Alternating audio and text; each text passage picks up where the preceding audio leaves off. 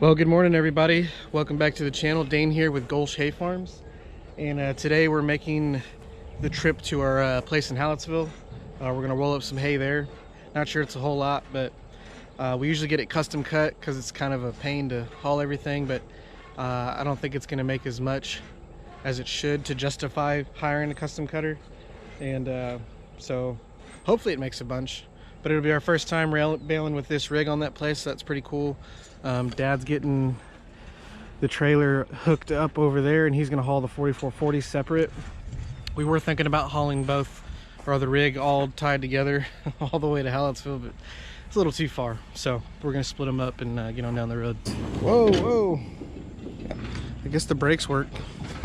Well, he's going down the road. The plug's going bad on his tractor, or his truck, so we have to kind of jimmy it in there and make sure it holds good.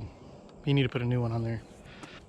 But anyway, I'm gonna load some stuff up into my work truck, park my normal truck, and we're gonna get out of here. I got a harness that should help work the lights on the baler, so I don't have to run some long god-awful stringy lights way back here. But yeah, we'll see if all that stuff works. So this is what I ordered. This turns your 7-way pin into an agricultural round 7-way pin.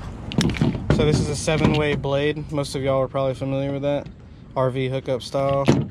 And then this is a 7-way round, and that's mostly what the agricultural implements use. Here's on our rake right here, you can see 7-way round. And so I don't know how the wiring works, because I think on equipment the turn signal and the brakes are separate circuits, and on the truck they're the same circuit. The truck just operates them differently when the time comes. You hit your brakes and the blinker overrides that circuit and blinks. Otherwise, if you hit the brakes, it's solid. So I'm hoping, I don't know, we'll see what happens. I'm really not sure what's going to happen here. So there it is, plugged it in, 7-way to the round. See if it works. Well, we have blinkers. I wonder what happens when I hit the brakes.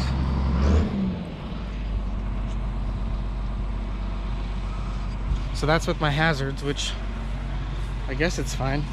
All right, I got the brakes on, hazards on. We shall see what it does. Yeah, that's what I figured. I'll hold the brakes. You gonna sit on the brakes? Yeah. Dad's gonna load this tractor real quick.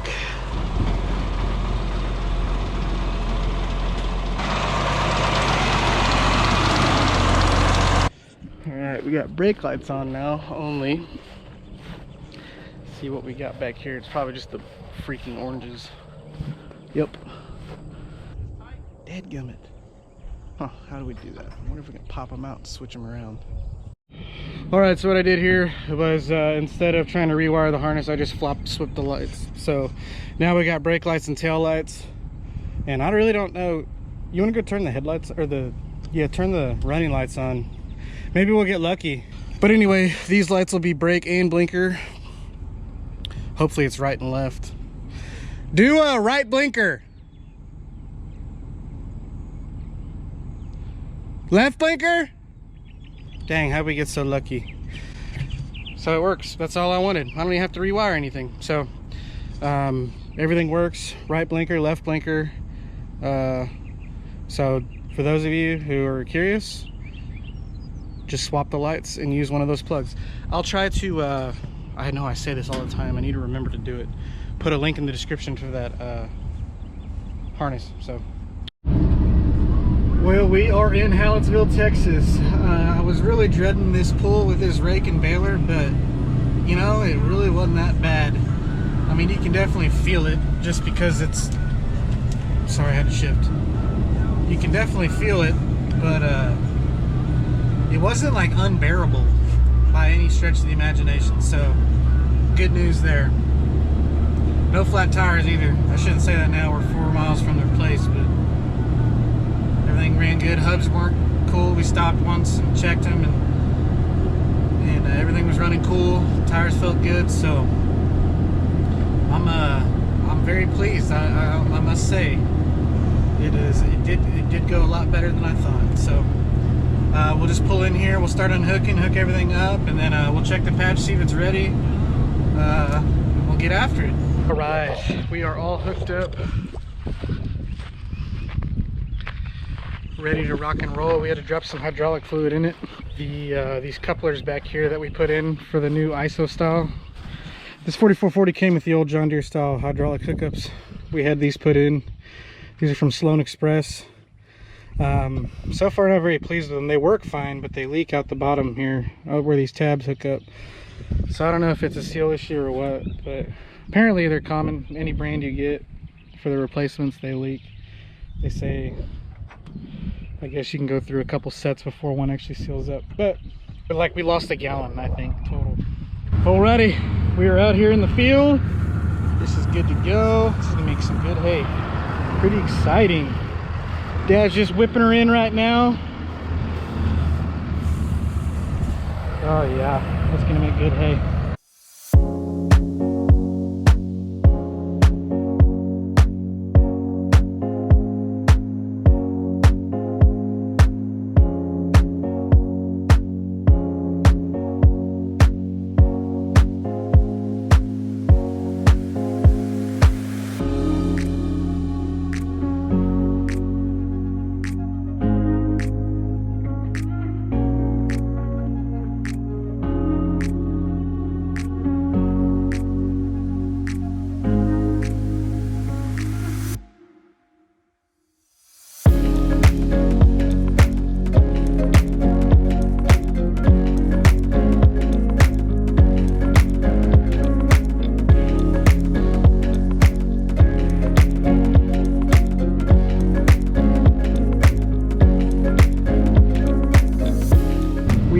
My aunt's fiance mow this place for us. He had a little bit of trouble with some ant piles, and you could tell it was pretty rough cutting. It plugged up his cutter bar over here, so he quit. And then in good old country boy fashion, he figured it'd be high enough humidity at night, or that he could be able to mow, because the ant piles would be then too wet to stick. And so yeah, he got out here like 2:30 in the morning and finished cutting. So everything else around here looks pretty good. I mean, there's a few spots where it was sticking, but nothing crazy. So anyway, fun fact of the day. Thank you, Patrick. Alrighty, net wraps changed. The hay is a little wet still. Some wet spots in here, but I told him we'll make one more bale and see what it does. And it's too wet, it's too wet, unfortunately. Told him to run straight through the middle, see what we could do, if it made it any better. Well, good news, he said it's running 15% through the middle, so it's a go, baby. That's a good looking bale. Woo! Look at that pretty bale. Ready to rock and roll. A good indicator for me is always watching dust come out of the baler. That's a good marker. If it's super heavy, obviously you know it's way too dry, but that's a good amount of dust coming out of that baler. I don't know if you can see how wide that swath is, but he's making pretty good ground up here. We made 13 on the first patch, which is about 5 acres, and I think we're working on a patch that's about 18. Get you a little view.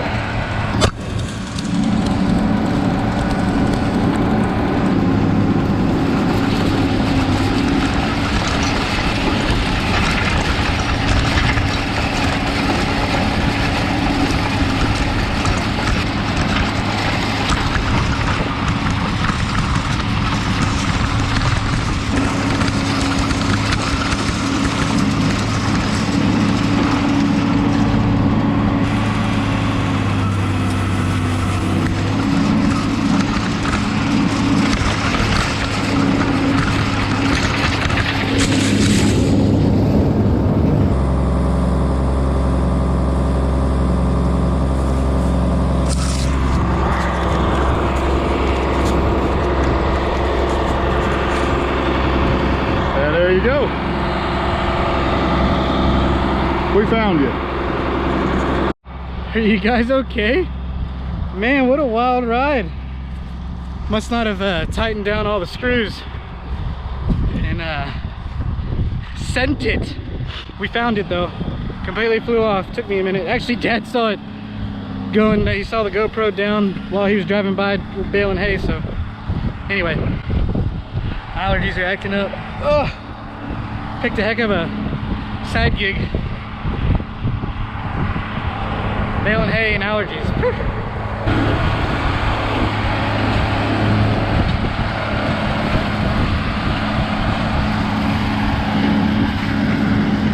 Parked my truck in his way.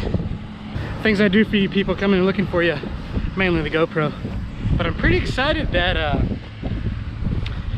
it didn't break. But I guess there's always a bright side or a cool side of the pillow, you know what I mean?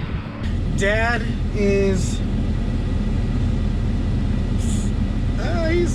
he's probably got 4 more passes up on this field. It's about 18 acres. And then we have that little triangle over there to cut or to bale. And that's it. That's actually like the highest producing piece of land on this place is that little triangle. We don't know what the deal is, but it always makes a lot of hay in like 2 acres. Making some good bales though. Some of them are reading a little higher than we'd like as far as moisture goes. A little too moist, but moist. A little too wet than we like, but it's not gonna hurt anything. For those of you who are unfamiliar with hay, you don't want to bale too wet. The things that can happen with high moisture, one, it can heat. The bale goes through like a sweating process, and I don't really even know the correct terms. Some of y'all might be able to help me out in the comments section, but something to do with bacteria and yada yada. Anyway, the innards of the bale of hay can get hot enough to where it'll actually smolder and ignite the hay if it's too wet and rolled up real tight. And then obviously the obvious ones like mold, things like that, those can become issues. So you don't want moisture to be too high. Well, just got a report from Dad. He's saying the hay is running right at 17%. And that is right on the money. I'm actually gonna go do some dirt work. We got all this base still sitting out here and it needs to be moved out of the pasture where you got weeds growing in it. And I know some areas that could use a little bit more gravel, so I'm gonna see if I can't sling some dirt around for you. Springtime, everything's growing up. We need to get over here more often. We don't get to spend a lot of time here anymore. It's just been busy. We're trying to make a point to come back and get some work done around here, but as you can see, just need to come and spray everything. Man, crazy.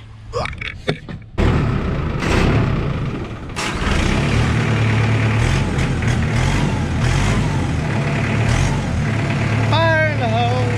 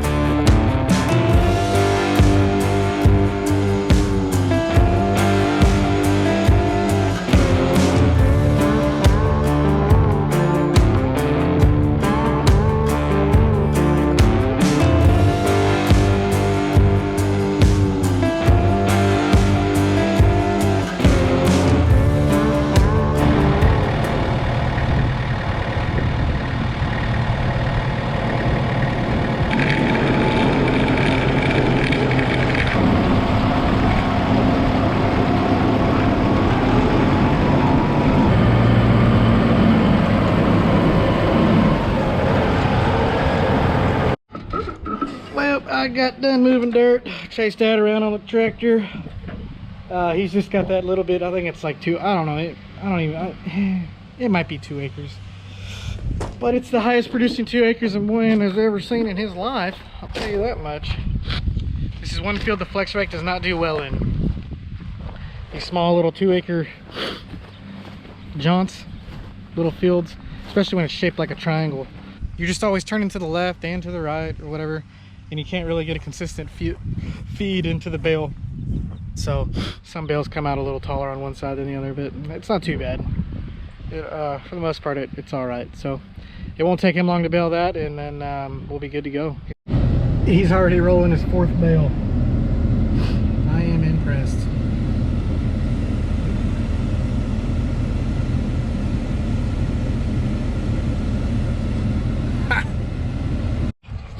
I ran over here to grab the tractor real quick because that triangle's making so many bales that he can't get around with that rake. Like I said, downfall of a flex rake. If you're running super small patches, not ideal.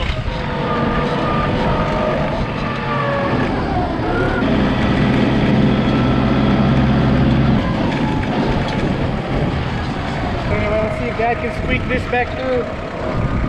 This is when they had smaller equipment, obviously, because they put a gap on the very corner of the place, and so it's another downfall to the flex rake is maneuverability. So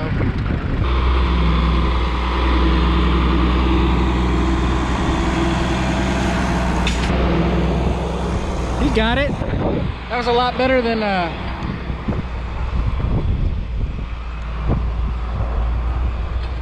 perfect. We rubbed the post coming in, so he did a lot better that time.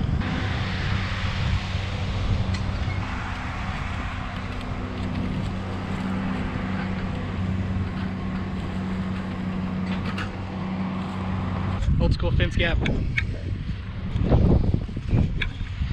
Keeps cows out. Well, let's go see how many bales we made. Ooh, it's cool in here. AC is working good. Monitor's got to fire up. Dad's getting real good about cutting the monitor off. 44 bales. Not too shabby. We did good. We did good. 44 bales on 27 acres. Not quite to an acre, but like I said, first cut. It's pretty early for all of us. Yesterday we did Ryan's and it was real light. So this made actually way more than Ryan's did. So that's all we have today, folks. Thanks for tagging along with us all the way to Hallettsville. We're gonna go ahead and unhook all this, get everything ready to go, and head on back. I gotta meet the wife and the boy at some friend's house. They're having a pool day, so hopefully I get back in time to enjoy some of that and some nice refreshing drinks. As always, we love that you guys find these videos enjoyable. Keep smashing that like button. It means a lot to us. And let us know how we're doing, things we need to change up. We love your feedback as well. So thanks again, guys. We love you. Gulch Hay Farms loves you. Take care. We'll see you on the next one.